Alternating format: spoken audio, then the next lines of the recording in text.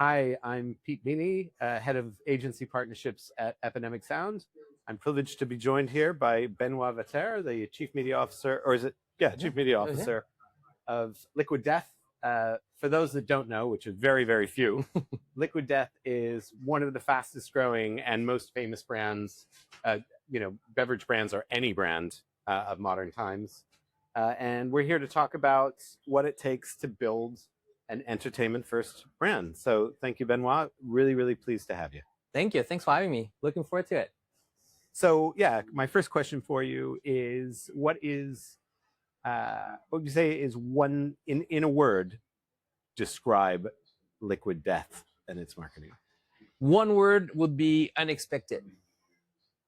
I love it. And could you give me a good example of like a piece of work that we might have seen recently that where you can explain where the unexpected process really come to the fore? I mean, I know it's everything you do. It's everything we do because it has to go through this filter, or like if it's expected, we should not do it. Yeah. So I would say everything should be unexpected. I think a couple big ones recently that people probably have seen and will know is one, the Kelsey while pregnant doing a commercial with drinking water out of a keg when people think it's a beer. It's pretty unexpected. Yeah. That's one. The other one is our collaboration with Elf Beauty. You weren't expecting necessarily Liquid Death to start, working with a brand that is targeted to young teenager girls. Probably not. So that was another unexpected one. So that's a couple of quite a few that we did. Great. And I mean, so much award-winning work. Everyone now over the last few years looks to Liquid Death in terms of the leader in kind of irreverence. And what I've always found fantastic is, you're taking something that is the most, in its earliest stage, the most utility thing that you can think of. Water, right? We all need it, but it's not something that people tend to get excited about. Yes. So I mean, talk to us about like the origins of the brand. How did you... For sure. Was that a thought from the start? Yeah, I mean, there's a lot of things that came to this brand, but first, the word Liquid Death, it was death to plastic bottles, right? So we wanted to have something that was about sustainability. That's why there was a water in a can instead of being in a plastic bottle. So that was one thing. But then after that, it became a lot more around how can we build that brand that gets the attention, and that is about entertainment first. And so we actually talked about ourselves a lot about being an entertainment company that monetizes through beverage. Because first and foremost, we are entertaining. We picked a lane, which is a very simple and actually difficult lane, which is comedy, being fun. And we just stick with that to build awareness around the brand.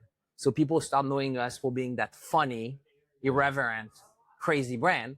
And now how do we turn that awareness into people buying the beverage is also the rest of the story. But that's how we approach the brand. And, I just want to tap into this a little bit more because for me, I think humor is sorely underrepresented in commercial creativity. Yes. Right? It used to be a case that brands would struggle to do it right.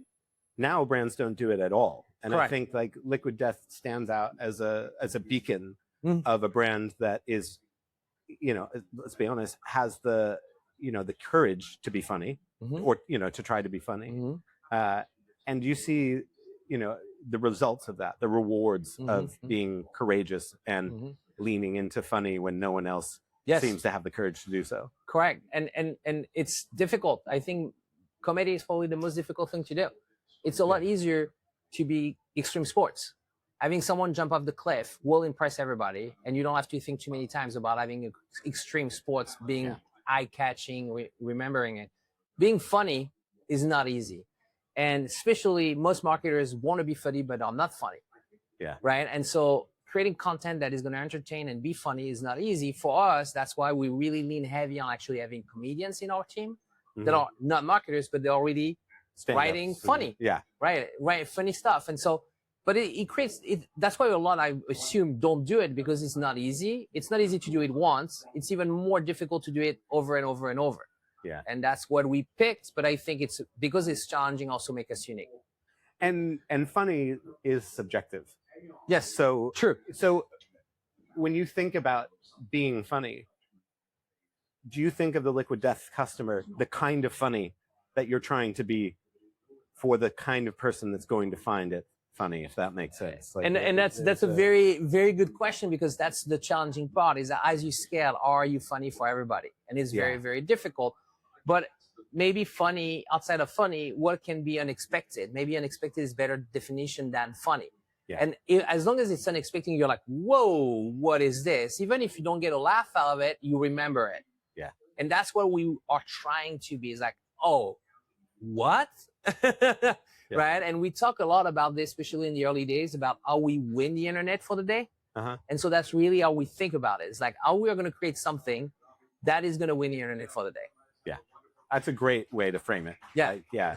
And I suppose it gives you purpose too, and singularity. Okay, what are we gonna like? That's a filter for metric. everything. Exactly, that's a filter for everything that we do. It has to be unexpected. If and us as a creative team, or the creative team, or Mike, the founder, is always asking that. Is like, would you expect Liquid Death to do that? If the answer is yes, then we don't do it. Yeah, I love it. And now you're on the media side. Yeah. From a metric standpoint. Yeah. Like, you know, because obviously from the creative side you're being funny, but how do you measure whether you're being effective in that role, and how do you think, like, what's a metric that you think is overused in the world of media that you maybe intentionally ignore, and why? Yeah, I mean, aided awareness is a metric that a lot of people think about that I don't care too much about. Yeah. Because if it's aided, obviously, if you are doing a lot of upper funnel, and brands can spend a lot of money to increase their aided awareness, they are everywhere. So people, if you ask, have you heard of Coke? Oh yeah, I did. Is that good? Well, probably not. But if the unaided awareness is another one that I care about, though. It's like, hey, what is a beverage that you remember of? And if Liquid Death comes up, now you mean that you've done something. So for me, like, from an overall awareness, top of funnel standpoint, unaided awareness is a big one. But then for me, what really matters at the end of the day is sales. Are we moving product or not? Yeah. And so I'm looking at velocity at the retailer. Is the velocity increasing, yes or not?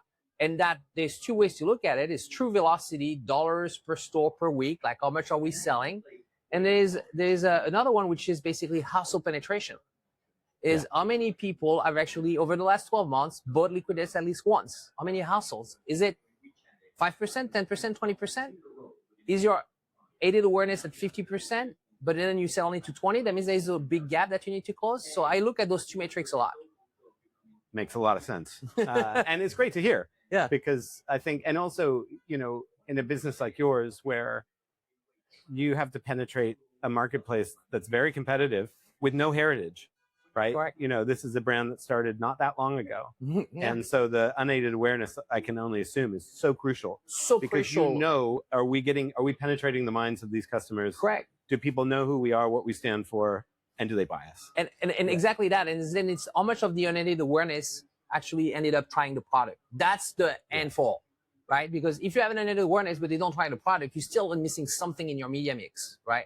That means that people know you now, really remember you, but for whatever reason, they're not buying it or they're not trying it. I don't care quite yet if they buy it forever. At least try it.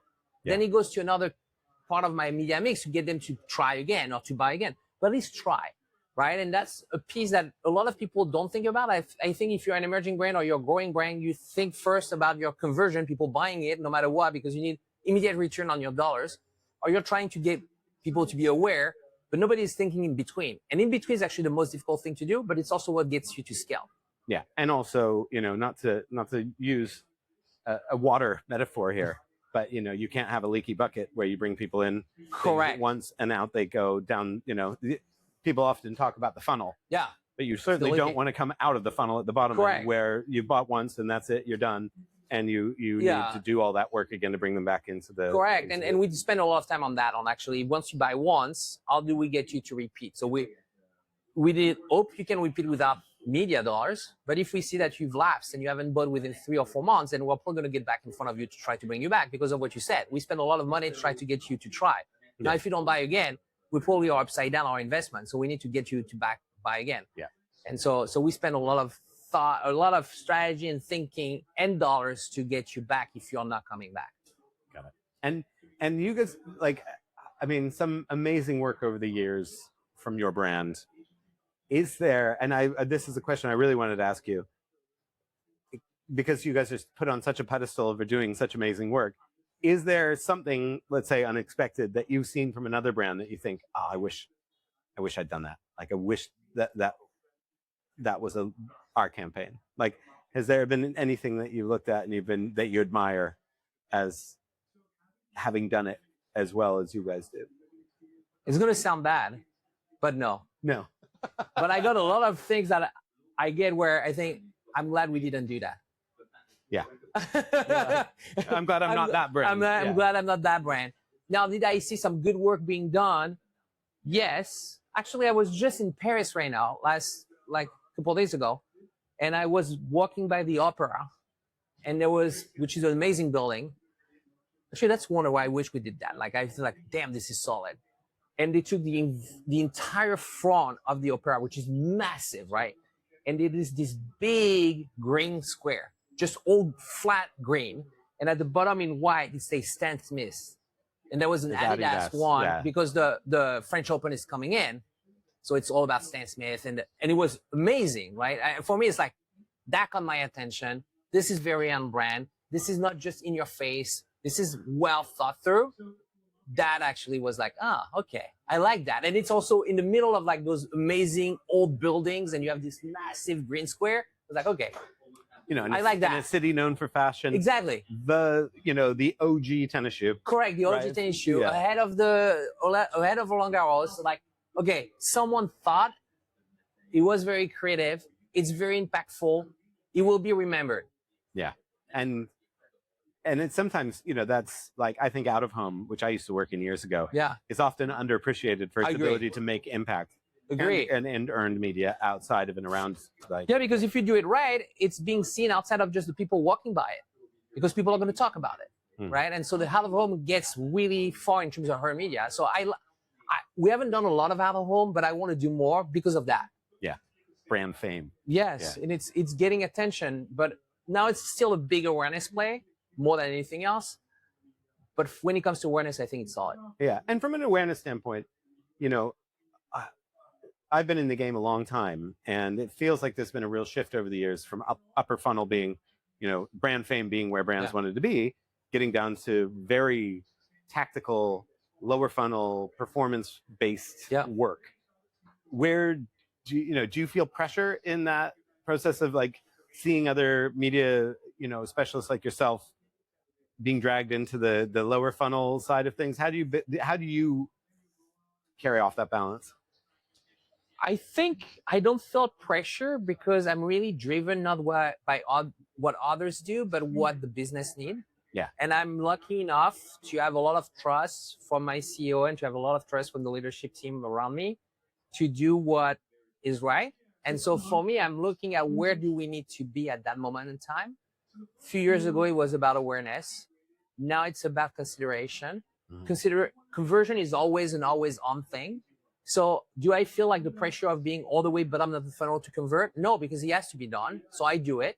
Now, do I spend a lot of time to think upper? Yes. Yeah. And from an effectiveness standpoint, we notice in terms of the work that we do, a lot of our brand partners under a lot more pressure to deliver more content more often and more engaging each time. Yeah. With a brand like Liquid Death, how do you thread pressure. that needle in terms of, because your content has to be both impactful but also a lot of it. Exactly. And so we're talking a lot about the volume of content that we do. I think we do a lot and we probably should do less. So we're thinking about doing less actually, because we don't need that much content. I think a lot of things that are misrepresented or misunderstood is how much content you need. I don't think you need that much content, but you need a lot of frequency on the same content for people to remember. And if you start producing a lot of content, it's very difficult for people to remember you.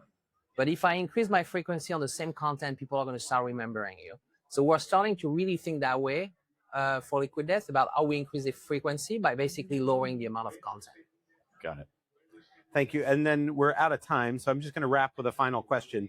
We looked at your background. You're a very successful entrepreneur. You've been doing your own thing for years. Yeah. So how did Liquid Death attract you from, being your own, from your own business into that business? Like, tell us that story. I mean, I've built ad tech for the last 20 years. So I've been deep in media by solving problems in media, by creating platforms to scale media.